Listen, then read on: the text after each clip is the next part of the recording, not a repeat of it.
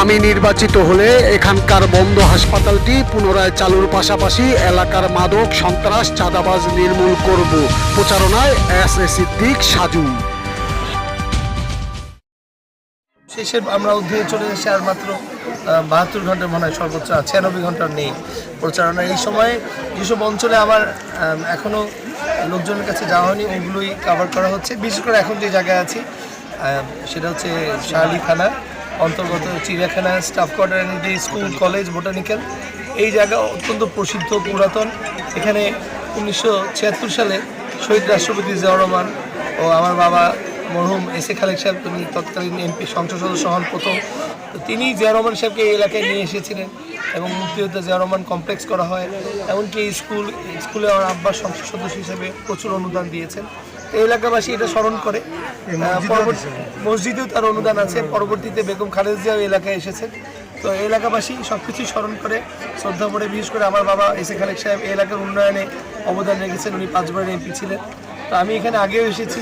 আমার কিছু পরিকল্পনা আছে চিড়িয়াখানা ও বোটানিক্যাল গার্ডেন নিয়ে, এগুলোকে বিদেশি বিনিয়োগ এনে আরও আধুনিকায়ন করে পর্যটন শিল্পের বিকাশ, পাশাপাশি এই এলাকার যাতে কর্মসংস্থান সহ আভ্যন্তরীণ রাজস্ব আদায় বৃদ্ধি করা যায়, সেই লক্ষ্যে আমার একটা পরিকল্পনা আছে। যদি আমি নির্বাচিত হই, ইনশাআল্লাহ এই এলাকা পর্যটন শিল্পের একটি তীর্থস্থান হিসেবে বাংলাদেশে পরিগণিত হবে।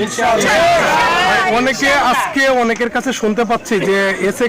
খালেকের ছেলে সাজু বসে যাচ্ছে, আসলে এটা কতটুকু সত্য যদি বলতেন? দেখেন, এইমাত্র প্রথম আপনার কাছে শুনলাম। এই ধরনের কথা কোনো আসে না, কারণ বসার প্রত্যাহারের সময় চলে গিয়েছে।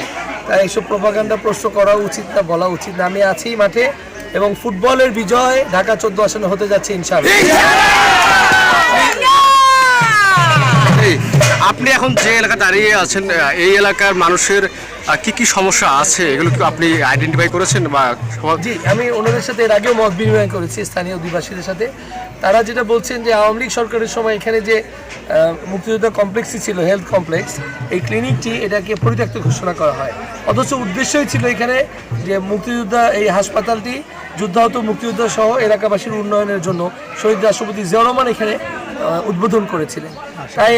তাই আমি এটাকে আবারও পুনরায় চালু করার জন্য সক্রিয় করা, পাশাপাশি এখানে মাদকের সমস্যা আছে, তো মাদক থেকে নির্মূল করা এবং এখানে যাতে পানির, গ্যাসের সরবরাহের সমস্যা আছে, এই দুটো নাগরিক সুবিধার অন্যতম।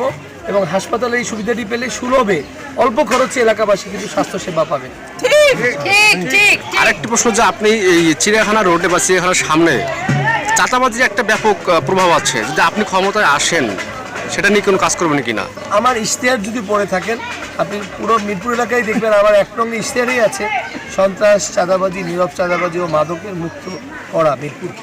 তো জিরো টলারেন্স নীতিতে কিন্তু আমি প্রথম দিন থেকে কাজ করব, এলাকাবাসী, মুরব্বী এবং তরুণদের নিয়ে সমন্বিতভাবে।